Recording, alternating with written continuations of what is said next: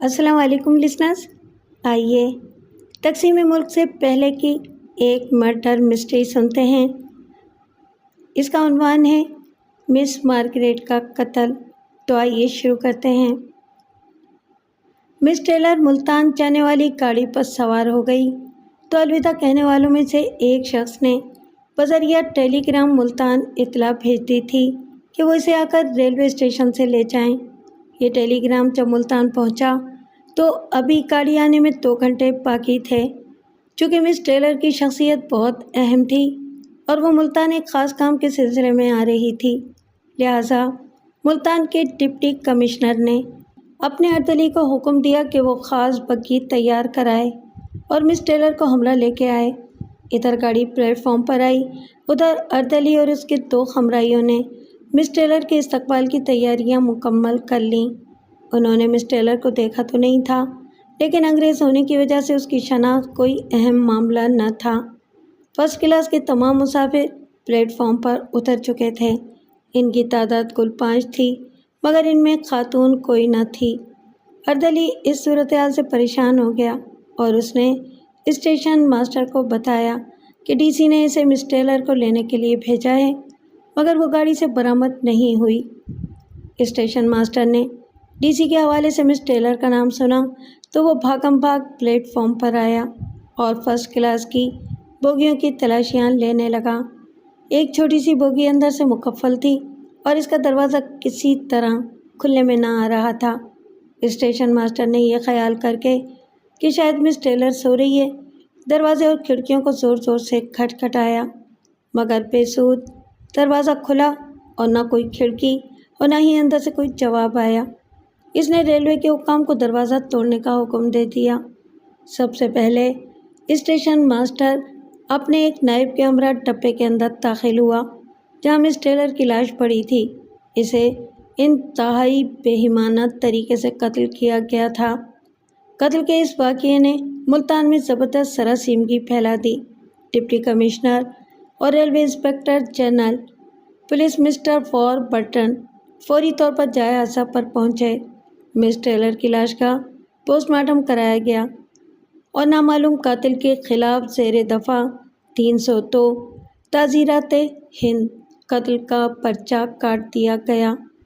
Post mortem کی report سے اس امر کا انکشاف ہوا کہ مقتولہ کے ساتھ زیادتی کرنے کے دوران اس کا گلا دبا دیا گیا اور یوں اسے موت کے گھاٹ اتار دیا گیا۔ پولیس نے ہر طرح کی کوششیں کی کہ قاتل کا کسی طرح سراغ لگ جائے، مگر یہ عقدہ نہ کھل سکا کہ دروازے اور کھڑکیاں اندر سے بند کر کے قاتل کیوں کر فرار ہو گیا۔ برِ صغیر میں وار برٹن کا نام جرائم اور تفتیش کے باب میں سر فہرست ہے۔ اس نے تفتیش کے ایسے ہولناک اور انوکھے طریقے اختیار کیے کہ جرائم پیشہ افراد اس کے نام سے ہی دہشت کھانے لگے تھے۔ اس نے بھی اپنے تئیں مس ٹیلر کے قتل کی گتھی سلجھانے کی کوشش کی۔ ابھی وہ کسی حتمی نتیجے پر پہنچا نہیں تھا کہ اسے کسی زیادہ اہم کام کے لیے دہلی طلب کر لیا گیا۔ اس نے عازم دہلی ہونے سے پہلے مس ٹیلر کے قتل کی تفتیش پر ایک مسلمان سب انسپکٹر شیخ عبدالعزیز کو مامور کیا، جسے پھلور پولیس ٹریننگ سینٹر سے ٹریننگ مکمل کرنے پر کچھ عرصہ پہلے ہی سب انسپکٹر بنایا گیا تھا اور جس نے ابھی جرائم کی دنیا کا پوری طرح مطالعہ بھی نہیں کیا تھا، مگر ٹریننگ سینٹر میں اپنی کارکردگی کے طفیل تمام سابقہ ریکارڈ توڑ دیے تھے۔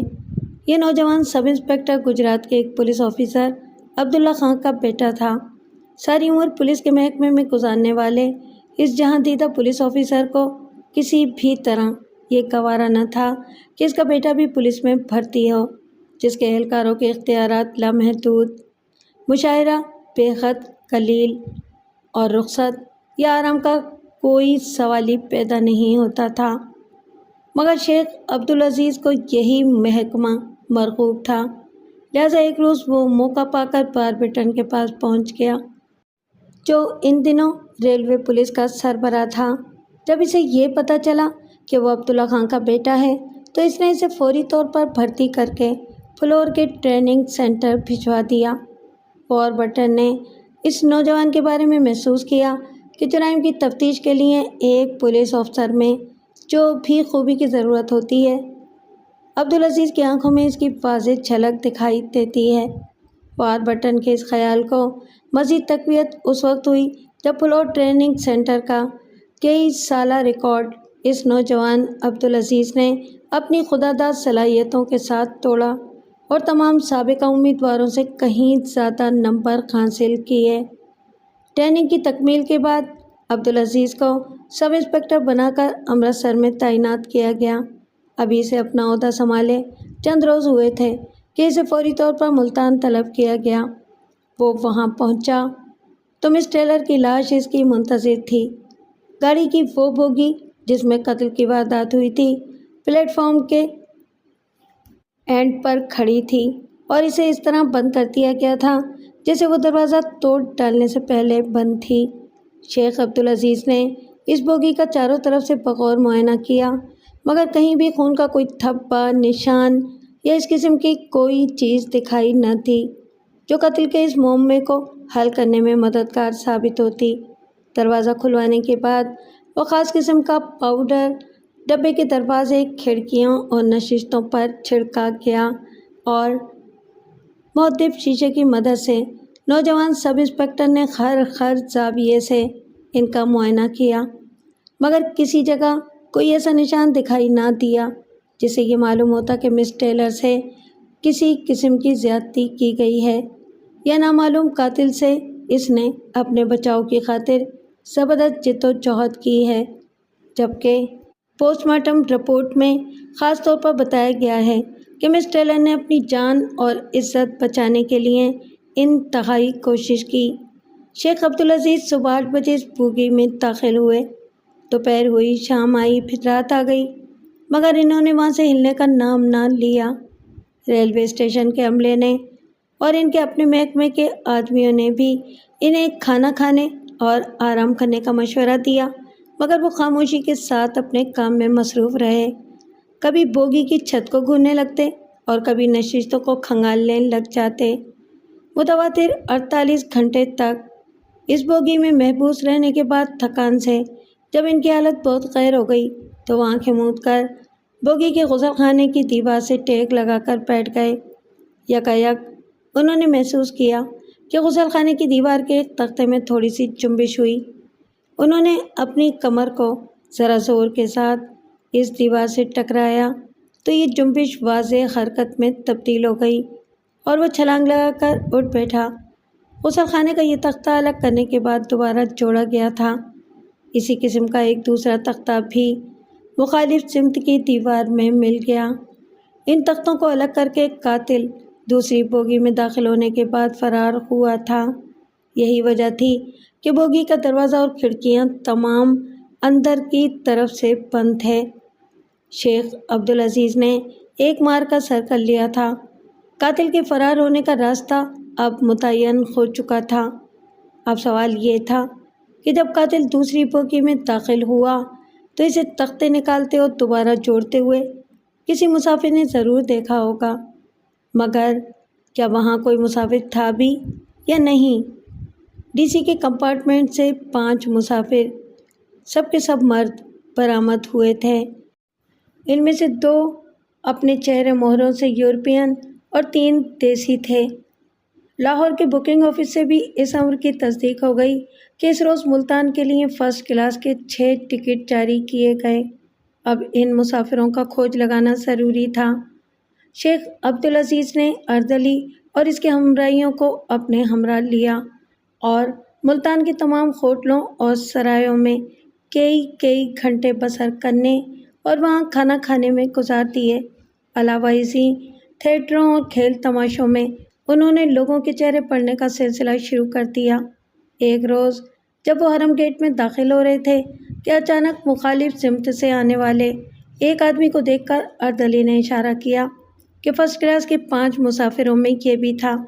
شیخ عبدالعزیز کی ہدایت کے مطابق اسے یہ احساس نہ ہونے دیا گیا کہ اس کا پیچھا کیا جا رہا ہے۔ وہ شخص اپنے حال میں مست ایک بڑی حویلی میں داخل ہو گیا۔ چند لمحوں کے توقف کے بعد جبکہ شیخ عبدالعزیز اڑوس پڑوس کے دکانداروں سے اس کا حدود اربع معلوم کر چکے تھے۔ حویلی کے دروازے پر دستک دی گئی۔ واردات کے روز 5 مسافروں میں شامل وہ صاحب خانہ ایک ممتاز زمیندار گھرانے سے تعلق رکھتا تھا۔ اس نے شیخ عبدالعزیز اور ان کے ساتھیوں کو عزت و تکریم کے ساتھ دیوان خانے میں بٹھایا، مشروبات اور پھلوں سے ان کی تواضع کی اور ان سے آمد کا مقصد دریافت کیا۔ شیخ عبدالعزیز نے اس سے پوچھا کہ اس نے فلاں روز فلاں ٹرین کے فرسٹ کلاس کمپارٹمنٹ میں سفر کیا تھا۔ اس نے اس بات میں جواب دیا تو شیخ صاحب نے کہا کہ کیا اسے علم ہے کہ اسی کمپارٹمنٹ کی ایک بوگی میں سفر کرنے والی مس ٹیلر قتل ہو گئی تھی۔ اس نے بتایا کہ وہ ریلوے اسٹیشن سے گھر پہنچا تو 2-3 گھنٹے کے بعد اسے اس واردات کی اطلاع ملی تھی۔ شیخ صاحب نے کہا کہ وہ خوب سوچ کر بتائے کہ اسے تختے وغیرہ ٹوٹنے یا چرچرانے کی کوئی آواز سنائی دی تھی۔ اس نے کہا کہ وہ سو رہا تھا کہ اس نے محسوس کیا کہ جیسے کوئی عجیب سا کھٹکا ہوا ہے۔ اس نے گہری نیند کے باوجود اپنی آنکھیں کھولنے کی کوشش کی تو اسے ایسا لگا جیسے سامنے والی لیٹرین کا ایک تختہ ہل رہا ہے۔ اس وقت چونکہ ٹرین تیزی سے بھاگ رہی تھی اور کھڑکیاں دروازے وغیرہ زور زور سے ہل رہے تھے، اس لیے اس نے خاص اہمیت نہ دی اور پھر سے آنکھیں بند کر لیں۔ بعد ازاں اس نے یہ بھی بتایا کہ اس کمپارٹمنٹ میں صرف 3 مسافر تھے، مگر جب ملتان قریب آ گیا اور گاڑیوں سے اترنے کی تیاری کا مرحلہ آیا تو اس کی نشست کے عین سامنے 2 یورپین بیٹھے تھے۔ دونوں نوجوان اور پرکشش جسمانی صحت کے مالک تھے۔ گاڑی جب ملتان کے بیرونی سگنل سے اندر آ گئی تو یہ اپنی نشست سے اٹھ کھڑا ہوا تاکہ سامان اٹھوانے کے لیے کسی کلی کو بلوا سکے، تو اس کا پاؤں ایک تھیلے سے ٹکرایا جس میں لوہے کا پائپ یا اسی قسم کا کوئی سامان تھا۔ کیونکہ پاؤں کو خاصی چوٹ آ گئی تھی، اس نے ان نوجوانوں کا خلیہ وغیرہ بھی نوٹ کروایا اور ان تمام سوالوں کے تسلی بخش جوابات دیے۔ شیخ صاحب اس کی مہمان نوازی اور تعاون کا شکریہ ادا کرنے کے بعد اپنے دفتر پہنچ گئے۔ اب ان کی ساری توجہ ان یورپین نوجوانوں کی جانب تھی۔ مس ٹیلر کو قتل ہوئے 18 روز گزر چکے تھے، خدا جانے وہ کہاں سے کہاں نکل گئے ہوں گے۔ بہرحال کچھ دیر آنکھیں موندنے کے بعد انہوں نے ملتان کے انسپکٹر سے کہا کہ انہیں کوئی ایسا تجربے کار پولیس اہلکار دیا جائے جو ملتان کے تمام اداروں اور دفاتر وغیرہ سے واقفیت رکھتا ہو۔ اس پر انہیں ایک حوالدار دے دیا گیا جو فی الواقع ملتان کا جغرافیہ داں تھا۔ شیخ صاحب نے اسے کئی اداروں کے بارے میں معلومات حاصل کرنے کے بعد پوچھا کہ کیا یہاں کوئی ایسی جگہ بھی ہے جہاں یورپین بالخصوص نوجوان قیام کرتے ہوں۔ اس نے کہا کہ ایسے نوجوانوں کے لیے ملتان میں کم سے کم 2 ایسی جگہیں ہیں۔ ایک عیسائیوں کا مشن ہاؤس ہے جسے حکومت کی سرپرستی حاصل ہے، اور دوسری یہاں ایک انگریز فوجی کمانڈر ہے جو کھیل تماشے اور سیر و تفریح کا بے حد دل دادا ہے۔ اس کی میم اس سے بھی 2-4 ہاتھ آگے ہے۔ وہ اپنے بنگلے پر سر شام رقص و سرود کی محفل جماتے ہیں۔ ان کے مہمانوں میں زیادہ تر ان کے ہم وطن یورپین ہی ہوتے ہیں۔ شیخ صاحب نے یہ جملہ سنا تو فوراً کرسی سے اٹھ کھڑے ہوئے۔ تھوڑی دیر کے بعد وہ اس انگریز کمانڈر کے دفتر کے برآمدے میں کھڑے اس کے اے ڈی سی سے بحث کر رہے تھے۔ وہ اے ڈی سی ایک دیسی پولیس افسر کو صاحب سے ملاقات کرنے کا اہل شمار نہیں کر رہا تھا۔ بڑی رد و قت کے بعد بالآخر شیخ صاحب کی چٹ صاحب کے سامنے پیش کر دی گئی تو اس نے انہیں شرف ملاقات بخشا۔ جب اس نے یہ دیکھا کہ ایک دیسی نوجوان سب انسپکٹر کسی قتل کی تفتیش کے سلسلے میں آیا ہے تو اس نے انتہائی سرد مہری اور روکھے پن سے کہا کہ اسے ایک انتہائی مصروف کمانڈر کا وقت ضائع کرنے کی جرت کیوں کر ہوئی۔ شیخ صاحب کی جگہ اگر کوئی اور شخص ہوتا تو اس کا پتا پانی ہو جاتا، مگر شیخ نے کہا کہ جناب، آپ کی ایک ہم وطن مس ٹیلر دوران سفر قتل کی گئی تھی۔ آپ کی حکومت نے میری یہ ڈیوٹی لگائی ہے کہ میں اس کے قاتل کا سراغ لگا کر اسے پھانسی کے پھندے تک لے جاؤں گا۔ گو مس ٹیلر اور اپنی حکومت کا نام سن کر اس مغرور کمانڈر کے لہجے میں معمولی سی نرمی پیدا تو ہوئی، مگر اس نے شیخ صاحب کو پھر بھی کرسی پر بیٹھنے کے لیے نہ کہا اور پوچھا کہ اس قتل کا اس سے کیا تعلق ہے؟ وہ تو ایک فوجی کمانڈر ہے، فوج کے بارے میں جو پوچھنا ہے پوچھ لو، مرڈر وغیرہ کا اس سے کوئی واسطہ نہیں۔ اب شیخ صاحب نے خود ہی کرسی سنبھال لی اور کمانڈر کی آنکھوں میں آنکھیں ڈال کر بولے، مجھے افسوس ہے کہ اس قتل کا آپ سے گہرا تعلق ہے۔ کمانڈر نے یہ جملہ سنا تو جیسے کسی بچھو نے اسے کاٹ کھایا، اور وہ کرسی سے تقریباً 2 فٹ اچھلا اور اتنے ہی زور سے چیخنے لگا کہ یہ جھوٹ ہے اور بے سروپا الزام ہے، اور یہ کہ وہ اس دیسی پولیس افسر کو شوٹ کر دے گا۔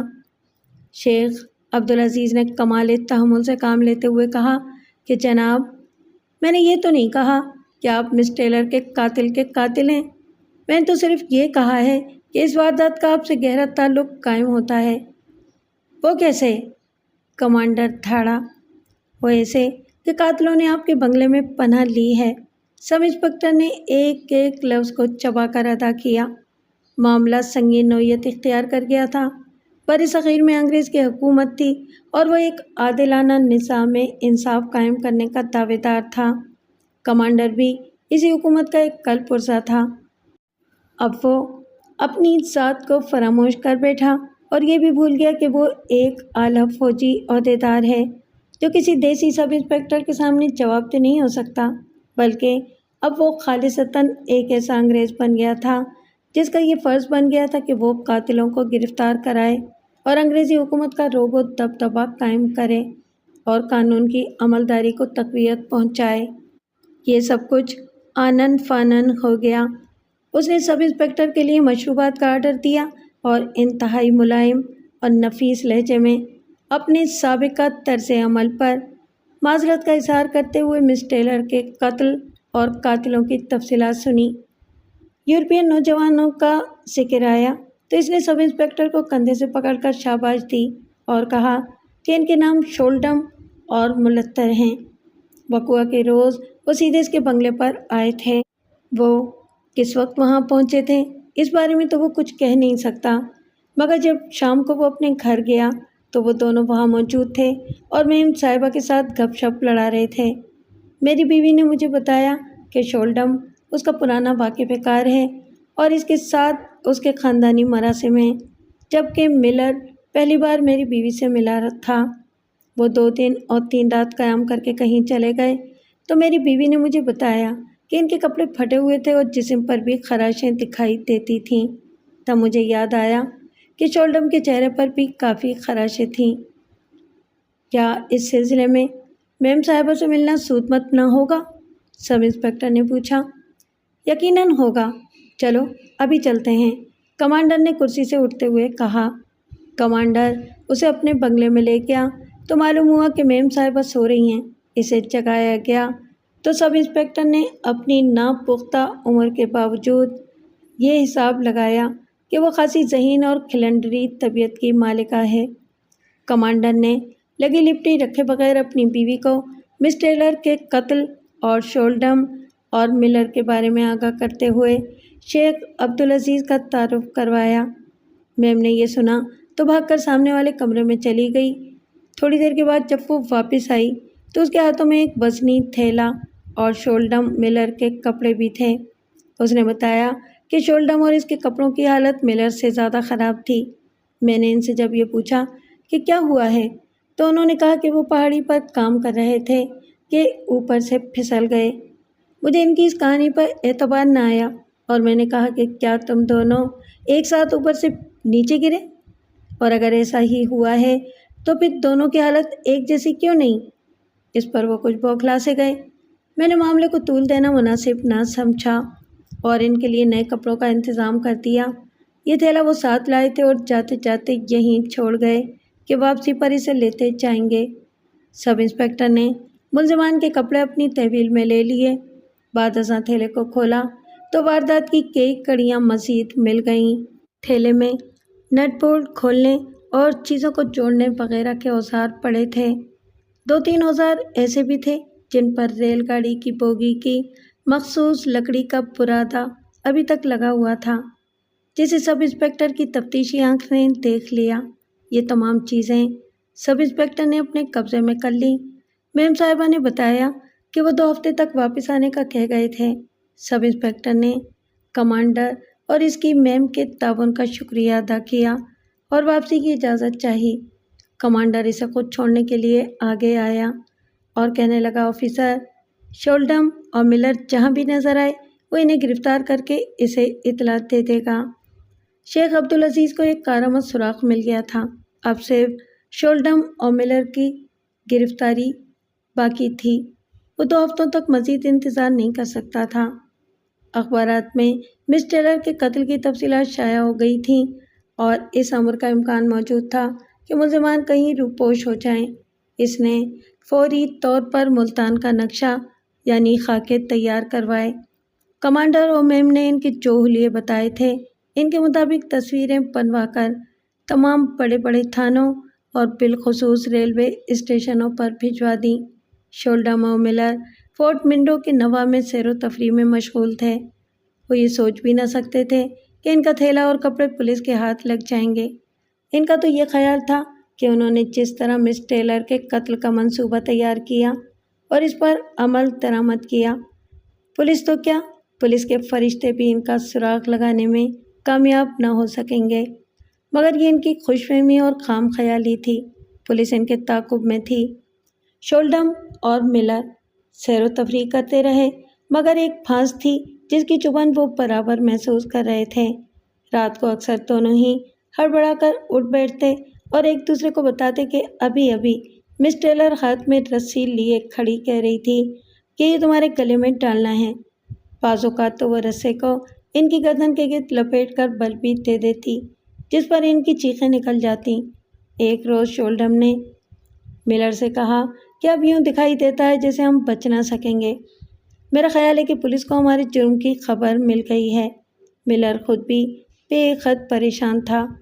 اس نے بھی اسی قسم کے خیالات کا اظہار کرتے ہوئے کہا کہ مناسب یہی ہے کہ ہم تھانے چلے جائیں اور اپنے جرم کا اعتراف کر لیں، ورنہ مس ٹیلر کا بھوت ہمیں تڑپا تڑپا کر مار ڈالے گا۔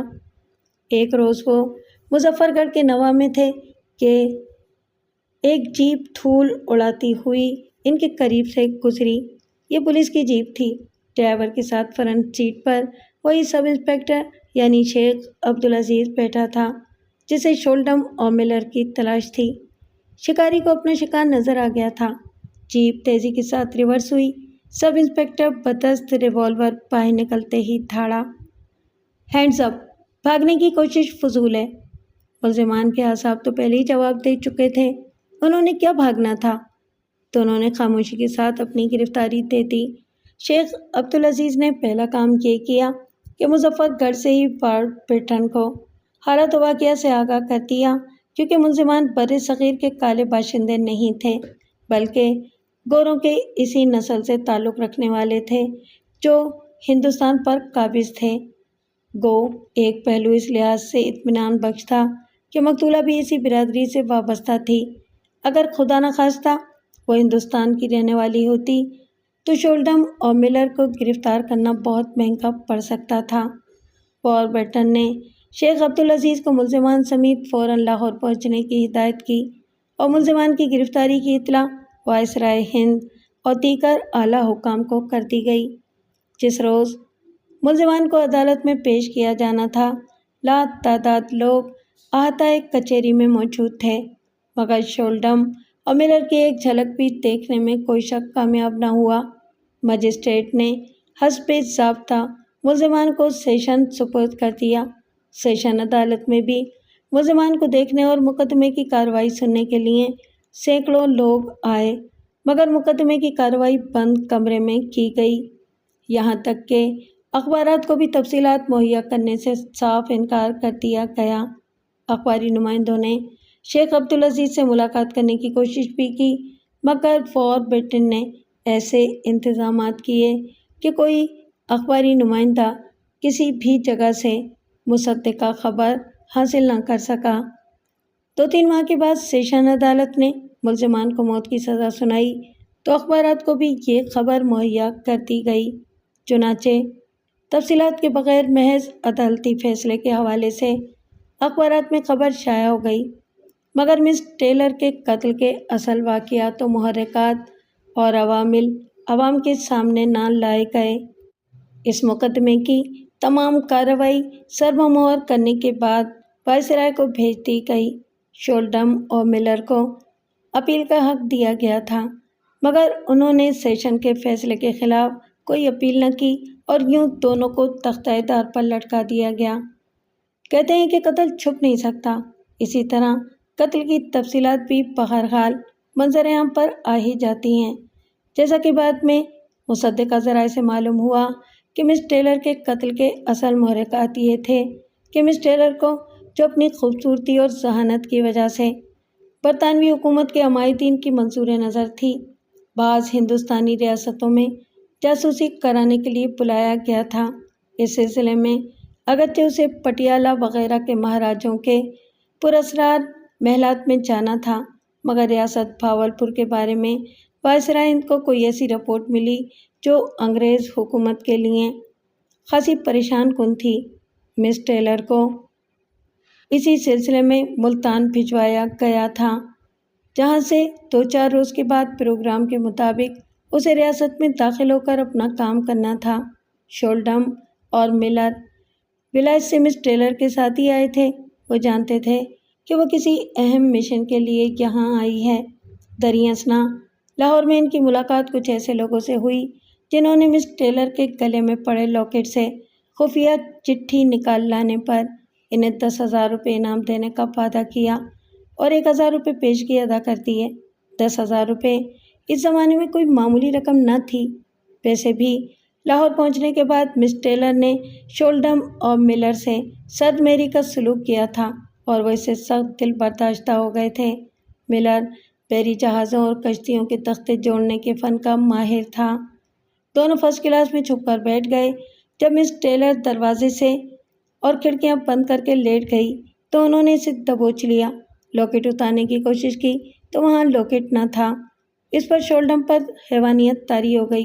مس ٹیلر نے اپنے تیز پنجوں سے اس کا منہ نوچ لیا، مگر اس کی کوئی پیش نہ گئی، کیونکہ ملر نے اسے ٹانگوں سے جکڑ رکھا تھا۔ شولڈم نے اسی دوران اس کا گلا دبا دیا، جس کے نتیجے میں وہ بے ہوش ہو گئی۔ بعد ازاں جب ملر کی باری آئی تو پھر اسے ہوش آ گیا۔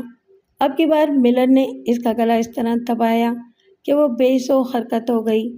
اس کیس کی سماعت بند کمرے میں اس لیے کی گئی تاکہ وائسرائے اور بر صغیر کی ریاستوں، بالخصوص بھاولپور کے بارے میں خفیہ کارروائیاں منظر عام پر نہ آئیں۔